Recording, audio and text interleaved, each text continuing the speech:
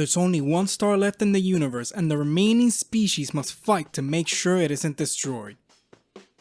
Welcome to Summed Up, the new series where I take a game or piece of game media, summarize it, and then give it back to you. In this one, I go over Battleborn's story campaign. The currently recruited members of the Battleborn are attacking Tempest, the home planet of the Degenerate Imperium, in order to make way for Melka to rescue a defector from Rendain's forces who's currently stomping the heliophage so that Solus, the last star, cannot be darkened. Upon Melka's asking, Galt reveals that the defector is Diandi, the spy mistress of the Imperium and Rendain's right hand. She's been leading the Degenerate resistance since he had taken over and had been sending intel drops to the Battleborn. As Melka makes her way to the rendezvous point, the heliophage is activated. However, Diandi had set up explosives to stop it from working, and the entire thing goes up in flames. Quickly after this, Rendain realizes he's been betrayed by one of his own and orders all of his forces to bring down the spy mistress. Animosity rises between Melka and Diandi. The first of these two is pissed off because the Degenerate Imperium was responsible for the darkening of the star that was at the system where her home planet once was. Rendain contacts Diandi and explains that the alliance with the Varelsi is the only way to have something of their universe survive. A sentry unit attacks the pair as they escape. They have no choice but to fight it as Galt and the rest of the Battleborn have yet to clear the escape path.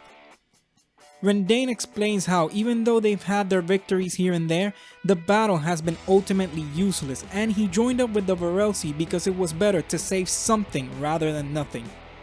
He then tells Diandi he's giving her one last chance to reconsider her actions. She replies that she cannot continue by the side of someone who would betray the other factions who fought alongside them for centuries. With the sentry defeated, Melka and Diandi jump off the tower of the cathedral before the sentry's self-destruct makes sure that they were no more. Galt finally arrives to pick them up and the team begins making plans on what to do before they can actually take on Rendain. They decide to recruit members from the factions and disrupt the Imperium's operations while Rendain repairs the heliophage. The UPR calls upon the Battleborn to clear out an old settlement they have on Bliss that's been taken over by the rogue Magnus AI, Isaac. Once at the facility, they learn that Isaac is finalizing the algorithm, some kind of impossibly complex code that, once implemented, would crash the universe, kinda like a computer, so that he could talk to the universe's creator.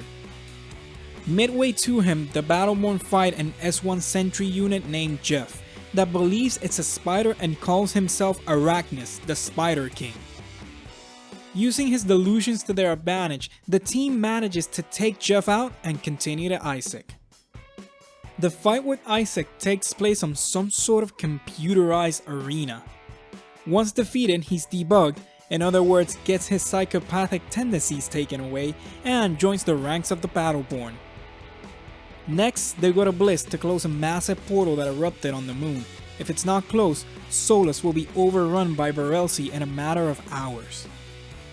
The Battleborn climb to the top of the mountain where the portal is located, because portals that big have adverse effects on AI, and since the Battleborn's ship is flown by Nova and AI, it wasn't a good idea to go up the mountain while in the ship. The team arrives at a landing pad that Cleese says would be a good place to drop the sentry that'll be used to destroy the portal. Rendain notices the assault, threatens the team, and sends one of his higher-ups, Warlord Nyx, to take care of the Battleborn. Once the landing pad is clear, the Wolf sentry is sent. It's incapable of understanding the concept of mortality, which is a good thing as it's a walking nuke on a suicide mission. The portal surges and Wolf goes crazy, leaving the team to go after him because the entire mission depends on him. Once at the general area of the portal, a jump pad is to be activated to get Wolf up to it. However, a conservator appears and captures the sentry. With the conservator defeated, Wolf is sent flying to the portal and both are destroyed in the ensuing explosion. Later, the Battleborn return to Bliss to rescue Caldarius, a powerful escaped prisoner from the Imperium that's crash landed on the moon. Upon their arrival, Caldarius refuses the aid, but once he sees the amount of Imperium forces heading in his direction, he promptly changes his mind. First, the team activates an abandoned backup power generator in order to energize Caldarius' armor. They quickly learn that there was a reason why the generator had been abandoned, as local wildlife swarms the area. Once the generator is safe, the team heads up to the facility control building in order to redirect the power of the generator to the building where Caldarius is hiding. With the power rerouted, Hylas, Caldarius' jailer, notices the energy spike and sends all of his forces to recapture Caldarius. But once Caldarius' armor is fully charged and Hylas' forces defeated, the man himself comes down to take out Caldarius, now too angry to think of capturing him. With Hylas defeated, Caldarius single-handedly takes out the Imperium's capital ship, and he requests to join the Battleborn in hopes of slaying Rendain as the rest of the Imperium fleet flees in abject terror. Equinor is being invaded by Rendain's forces looking to destroy the Codex, the compilation of all Eldritch knowledge, and the team must head there in order to save it. After activating Chronicle, the sentry that's in charge of the Codex, the Battleborn head to the Grove to save the data. As Melka downloads the data into minions so that they can in turn upload it to Chronicle, it's the team's job to escort the minions all the way to the sentry. Once Chronicle has all the data, it's time to bail. But nothing's ever that simple for our little band of heroes, and on top of having to fight Imperium and Varelsi forces all the way to the extraction zone, they get attacked by a giant Varelsi tank-like monster named Gunhulk. With it defeated, the crew and the cargo get on board the ship. The data and most of the civilians survive the attack. Now Rendain wants to get his hands on the Sentinel, an Eldritch doomsday weapon. The Battleborn must head to Equinor to recruit or destroy it before that happens. In order to reach the Sentinel, one must first seek an audience with its captains before seeing the Sentinel itself. And the captains turned out to be huge golems that want nothing more but to kill all interlopers. Melka tries to reason with the Sentinel and convince it to join them instead of fighting against them. Sadly, it's to no avail as the Sentinel is hardwired for defense and doesn't care what the reasons are. Anyone who enters his domain is an intruder that must be eliminated.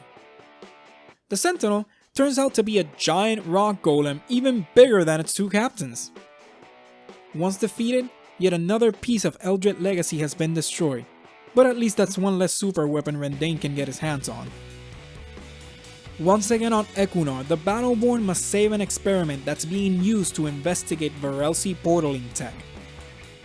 When they arrive, they are greeted by Boulder, the last remaining member of the research team. The team has to defend the observatory from invading Imperium forces as it completes the experiment. Once the first wave of attackers is defeated, Boulder notices that the observatory is losing power. The team is sent to activate a backup power generator in order to make sure that the experiment can be completed. With the observatory powered up, Rendain says Anthem, a sentry, to attack it, which he desperately does as he's terrified that Rendain will kill him if he fails. And that's something he never had to worry about, as the team are the ones to dispose of him. Seconds after Anthem's defeat, the experiment is completed and the data is ready to be transferred off-world. However, the communication of the observatory is offline, and so the team must head to an off-site comms array in order to transfer the results of the experiment. After restoring communications, reports arrive that there's Imperium forces incoming and they're packing some heavy firepower. With Cleese's instructions, Boulder repurposes the portal generator into an EMP blast.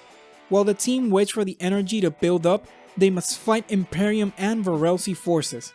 Once enough time passes though, the EMP goes off and the team rejoices on a mission complete as the Imperium ships fall around them.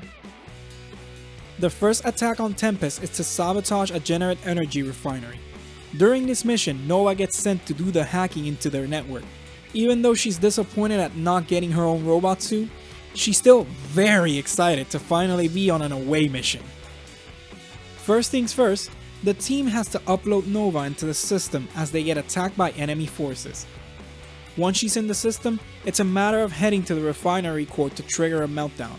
However, it's not a straight shot as Nova initiates the security lockdown when she types in password as the password. It wasn't the correct password. Once the lockdown is lifted, this time with Nova actually being helpful, the team makes its way to the refinery core. Upon arriving there, she's uploaded to the system. The rest of the team must defend her while she initiates the meltdown. Just as Nova triggers the reactor explosion, the Battleborn are attacked by a Thrall Varelsi hybrid. Once it's defeated, a warning goes off that a meltdown is happening in the core, and the team, along with Nova, makes its escape as the refinery goes up in flames. Now, the repairs on the heliophage have been completed. While Galt and Klee stay in low orbit to fight with the fleets, the rest of the Battleborn head to Tempest to take down Rendain. While Melka and Diandi work out a route to get to the heliophage, the rest must bring down the defenses of the Cathedral of Lenore so that it can be infiltrated. As this is being done, Rendain gives them all one last offer to reconsider and join him. An offer that is quickly and vigorously rejected. Once the giant shards that power the defenses are unlocked and destroyed, the team heads back to the central platform so that they can make their way into the cathedral. But just before that happens, Rendain opens a portal that sends the team to a parallel dimension where they must fight him. When Rendain sees himself losing, however, he retreats and sends resurrected versions of every boss the team has encountered at them. They all get defeated again though, and Rendain has no choice but to get his hands dirty once more. After a hard-fought battle, he is defeated. The Battleborn use the knowledge attained about portaling tech to open up a portal and send Rendain to the Varelsi dimension. Explosions engulf the cathedral and the Battleborn make their escape and Solus is darkened. Thankfully, it was only temporary. Weeks later, Solus has returned. The fight against the heliophage and the darkening of the last star has succeeded, but the war is far from over, and the Battleborn still fight for the last star. Well everyone, that's it for this one. Click that like button if you liked this video, subscribe if you really liked it. As always, I'm Felix, and I'll see y'all next time.